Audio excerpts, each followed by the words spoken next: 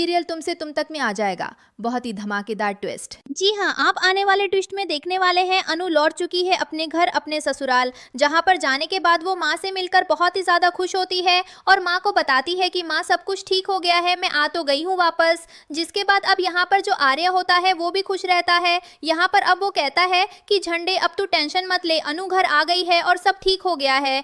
लेकिन झंडे कहता है कि टेंशन वाली बात ही है, क्योंकि यहाँ पर कुछ भी सनी नहीं हुआ है। तुझे लग रहा है कि सब सही हो गया है, लेकिन ऐसा कुछ भी नहीं है, क्योंकि यहाँ पर अब तुझे पता चलने वाला है कि आखिर अब बात हद से आगे बढ़ चुकी है। क्योंकि यहाँ पर जो जो अनु है ना, वो धीरे धीरे सारे पन्नों तक पहुंच जाएगी और हम लोग कुछ नहीं कर पाएंगे, देख लेना तू। जिसके बाद आर्य बहुत ही ज्यादा परेशान हो जाता है और सोच में पड़ जाता है कि सच में अगर अनु राजनंदिनी तक पहुंच गई तो क्या होगा। जी हाँ, असल में यहाँ पर अब अनु जो होती है उस अष्टमी के दिन वहाँ उसे अटैक आता है, मतलब उसे बार बार जो दौरे आते हैं वो आता है और यहाँ पर आर्य उसे संभालते हुए नजर आता है। जहाँ पर अनु ने देखा होता है कि जो राजनंदिनी है वो दिख रही है उसे सपने में और कह रही है कि अनु तुम्हें पता है मैं कौन हूँ, लेकिन तुम पता कर सकती हो कि मैं कौन हूँ, तुम्हें पता लगाना होगा कि मैं कौन हूँ। और जब तुम पता लगा लोगी ना, उस दिन तुम्हें पता चलेगा कि सच क्या है, गलत क्या है, सही क्या है, सब कुछ। जिसके बाद अनु वो आर्य के गले लग जाती है और उसके साथ चली जाती है,